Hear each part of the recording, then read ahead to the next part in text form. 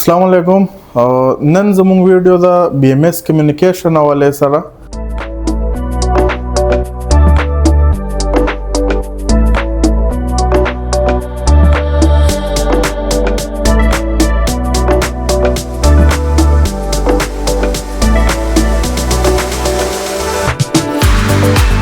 ज़्यादातर साइटों बाने मूंग ګورو या मूंग विजिट वकو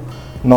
زمونږ انسټالر حضرات چې هغه BMS کیبل لګولای انورټر پراپرلی کمیونیکیټ نه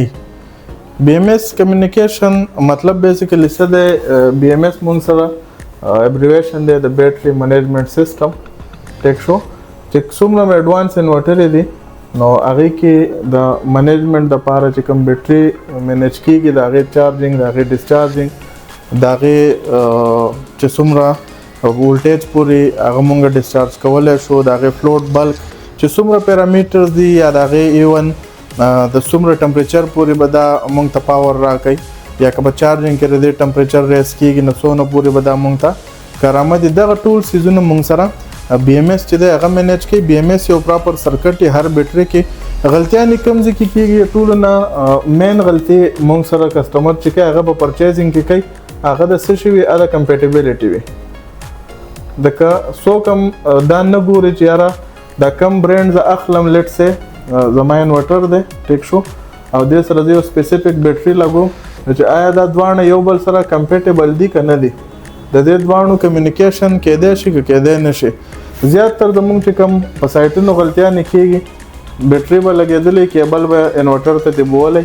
الته BMS پورت کې باقاعده لګولې دلته کې بیټری کې RS385 یا په کین پورت کې لګولې خو چې کوم پراپر سیټینګ دی ته پکاري هغه نه یې شوی صحیح شو نو د BMS کیبل لګېدو سره ستاسو بیټری کمیونیکیټ کیږي نه بیا د خپل طریقې کار دی چې یاره تاسو هغه میک شور کوئ د هر انورټر جدا جدا طریقې سره میک شور کیږي چې BMS کمیونیکیټ شو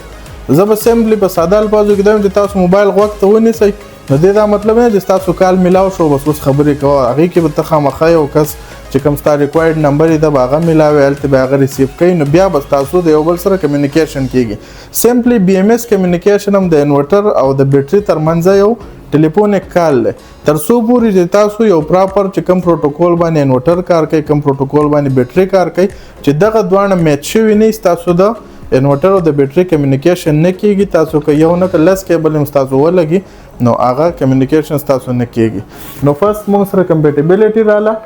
سیکنډ بیا مونږ سره موست امپورټنٹ دا دی چې هغه پراپر انسټالیشن دی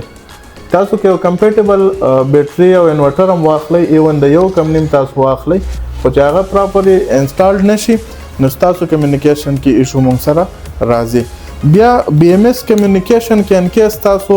ټیک ونشي او دغه نقصانات څه دي اساسه مسلې تاسو په سیستم کې راتلی شي او چې کوم انورټر دی او تاسو بیټري ده هغه کمپیټیبل نه وي نو هغه کیس کې بیا تاسو سره څه اپشن دی نو هغه کیس کې تاسو سره بیا د یوزر ډیفاین چې کوم سیټینګ دی هغه تاسو ته پکار دی چې تاسو یوزر ډیفاینډ سیټینګ وشي خو یوزر ډیفاینډ سیټینګ هم داسې نه چې بس مثلا د فلډډ بیټري یا د هر برانډ د بیټري به یو شان سیټینګ وي هغې دپاره هم پراپر د هرې بیټري خپل ډیټا شیټ چې کوم ستاسو بیټري د لیټ سي ستاسو سنسیویر بیټري ده ستاسو ایکوورتي ده ستاسو پایلنټیک ده BYD د مختلف برانډ دي ناکس ته انورکس ته نو د هغې بیټري پراپر کیټلاګ کتل پکاري د دغې بیټري چې کوم سیلز دي د هغې سپیسیفیکیشنز کتل پکاري چې زما چې کوم بلک چارجینګ دی صحیح شو هغې نه علاوه فلوټ چارجینګ شو د هغې نه علاوه لو کټ اپ شو چې زما کوم بیټري کې سیلز لګېدل دي نو چې د هغې میکزیمم لیمټ څه دي نو یوزر ډیفاین سیټینګ مونږ سره هغه یو اپشن دی که انکیس مونږ سره بیټري او انورټر کمپیټیبل نه دی یو بل سره د هغې نه علاوه دریم مونږ سره د BMS کمیونیکیشن چې ونه شي نو هغې کې مونږ سره مسلې سره راځي چې تاسو په سایت BMS کمیونیکیشن ونه کوي نو تاسو سره کم ایشوز راتلی شي نو ټول نه اول هغې کې مونږ سره ستاسو انورټر فالټ ورکولی شي 61 یا 34 مختلف ایررز دي چې هغه انورټر ورکوي کمیونیکیشن ایرر د هغې نه علاوه پروټیکشن پروټوکولز چې کوم ستاسو په بیټري باندې د BMS په تھرو لګي هغه تاسو بایپاس کړه صحیح شو ستاسو بیټري انسیف شو د هغې نه علاوه چې کوم لایف ان پرفارمنس دی هغې کې هم ستاسو فرق راځي. لیټ سي یو بیټري د 90% پورې موږ ډسچارج کولی شو تھرو BMS. خو که تاسو BMS ونه لګوئ نو کېدای شي هغه د 30 سټیټ اف چارج باندې تاسو ته کټ اپ کېږي. تاسو 70% چې کوم خپله بیټري د هغه یوټیلایز کوئ. هغه تاسو کوم سیز باندې پیسې ورکړي هغه سې د هغې استعمال نشئ کولی. او د هغې نه علاوه چې کوم سټیټ اف چارج ډسپلی تاسو ته درکوي نو هغه ایشو کوي. سټیټ اف چارج مطلب دا چې بیټري ستاسو څونه چارج ده. د سټیټ اف چارج ډسپلی سره ستاسو بیا مین مسله چې کوم موږ سره راځي نو هغه د ډوول آوټپوټ د سیټینګ راځي. که انکیس تاسو سټیټ اف چارج مطلب چې ستاسو بیټري څونه چارج ده هم په دغه چې کوم سیز دی په دې باندې موږ ډوول آوټپوټ کنټرول کوو. ډوول آوټپوټ موږ سره د UPS لاین جدای په انورټر کې او د هیوي لوډ لاین چې کومي هغه جدای. کوس ان کیس تاسو ډوول آوټپوټ میسج اخلي سیګنل اخلي د سټیټ اف چارج نو سټیټ اف چارج هغې ته غلط شو کېږي نو ستاسو هیوي لوډ به پراپرلی نه اپریټ کېږي. نو کوشش کوئ ایکسپینسیو سیزونه لکاو کې د دې ریټونه 2.5 لکه 3 لکه کې